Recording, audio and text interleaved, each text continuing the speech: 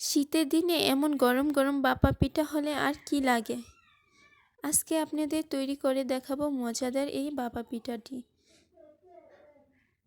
অবশ্যই আমার চ্যানেলটিকে সাবস্ক্রাইব করে। এখানে চালের গুঁড়োগুলোর মধ্যে আমি 1 বাটি দুধ দিয়ে দিলাম। আপনারা চেষ্টা করবেন দুধ দিয়ে এটা তৈরি করতে। এখন সুন্দর করে এটাকে মথে নিব। এখানে আমি 1 চামচ লবণও দিয়ে দিয়েছি।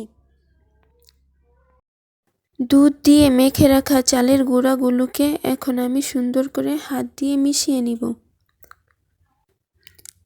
এখানে আমি একটি চালনি দিয়ে মেখে রাখা চালের গুঁড়াগুলোকে চেলে নেব। আপনারাও এমন ছোট ফোলাকের একটি চালনি নিয়ে নেবেন, তাহলে চালের গুঁড়াগুলোকে সুন্দর হবে। এখানে আমার চালের গুঁড়াগুলোকে চালা হয়ে গিয়েছে। এই যে ঠিক এরকম হবে। এখন আমি পিঠাগুলোকে বানিয়ে নিচ্ছি। এখানে চালের গুঁড়ো দিয়ে আমি মিঠাই দিয়ে দেব।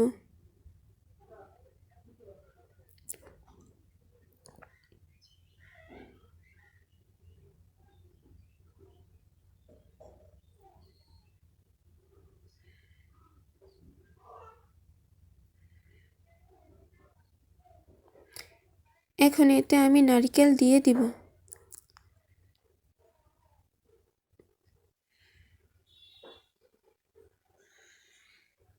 উপরে আবার আরেকটি চালের গুঁড়ার লেয়ার দিয়ে দিব।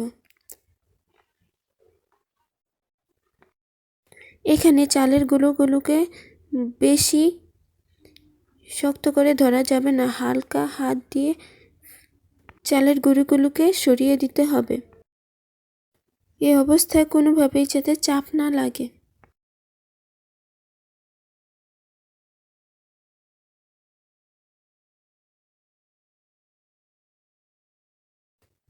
এখানে আমি মিঠাই দিয়ে দিচ্ছি। মিঠাই আর নারকেল দিয়ে আমি সুন্দর করে এটাকে ডেকোরেশন করে নেব উপর দিয়ে।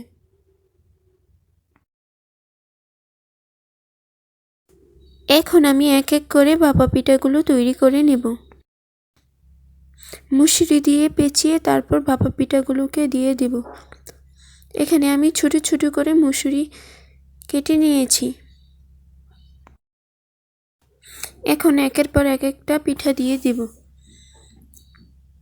পিঠাগুলো আমি প্রায় 3 মিনিটের মতো রেখেছি। এখন পিঠাগুলোকে আমি তুলে নেব।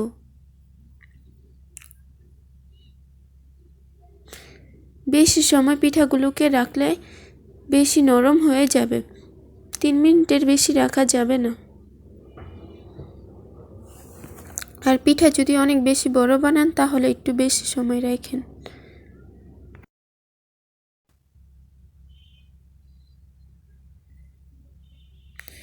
সাবধানের সহিত এখান দিয়ে খুলতে হবে।